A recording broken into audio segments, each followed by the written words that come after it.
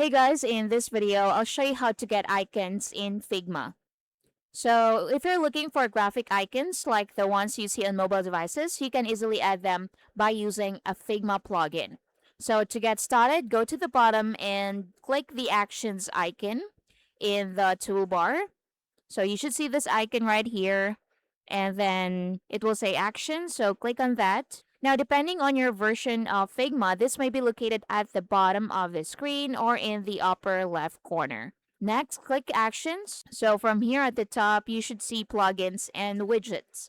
So click on that, and in the search bar, so type Icons 8, just like so. So when the plugin appears, so click on it. So click this one that says Icons 8, icons, illustrations, and photos. So you may also notice other icon plugins that you can try, but for this tutorial, we'll use Icons 8.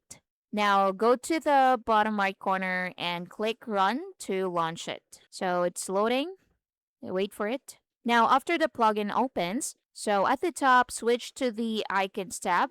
So click on Icons right here.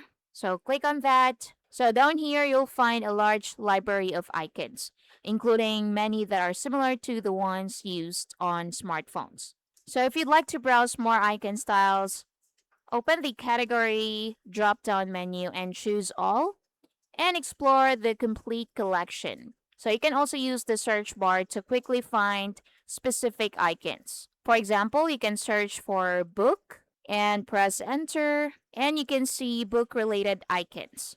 You can also search for brand icons. So if you type WhatsApp or Instagram, let's see Instagram, then press enter. So the plugin will display icons related to Instagram. So when you find an icon you like, simply click it and it will be added directly to your Figma canvas. So you should see it in here. Now, the next time you want to add more icons, you don't need to open the Actions menu again. What you can do is to right-click anywhere on the canvas, hover over Plugins, and select Icons 8 to reopen the plugin.